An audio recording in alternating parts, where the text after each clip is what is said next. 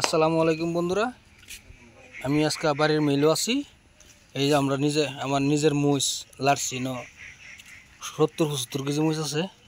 কি সুন্দর মুইস ওখানে মেইলো ভাঙবাম। আমার এই নিজের মিল, এই যে মিল এনে দেখবো ভিতরে ভিতরে গিয়ে দেখাই। ওই যে মেশিন, এটা আধুনিক, এটা কেরালার মেশিন বলে কয়। মেশিনটা মাল বাংলা সাব আয় না হয়েছে অনবদ্ধ মুই শুকাই গেছে। স্টার্ট দিয়ে একটু বাদেই এটা বাংলা সাব আয় না, মালটা সুন্দর ভাঙে আর স্পিডে ভাঙে। এটা চাকি না এনারা যারা লাগে মুস রূপই থেকে আইনিবার হয়। রূপই গরু বাজারও আমার আরেকটা মিল আছে, এই আমরা বেশি মিলা বুধবার বেশি ওয়াটবারও খোলা তাই আইনিবার হয়। সুন্দর মুছ আমরা সাদা মুছ দিয়ে রং করি না, রং মারি না। আমরা যা মুছ আই তা মুছ করি, যেরকম রং হয় সেরকম বেশি। আমরা সবসময় বালা মুছ নিই, হয় দুইটা দাম বেশি আমরা কিন্তু মুছ বিরাট বালা।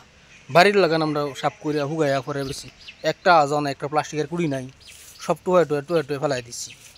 একটা প্লাস্টিকের কুড়ি আমরা রাখি না। প্লাস্টিকের কুড়ি খাইলে মানুষের ক্যান্সার হবো। গুড়া তোর মানুষের চাল লেখা না, চাললে কিন্তু ধুয়ে তো খাইতে না। আর মেশিনও বাংলায় তো মুছের লগে প্লাস্টিক মিশা যা, এদিকে প্লাস্টিক সাবধান। এই যে গৃহস্থের মধ্যে এই যে দিন, এই যে একটা প্লাস্টিক, এই যে দিন, এই যে একটা প্লাস্টিক সাফ করার পর ধরুইছে।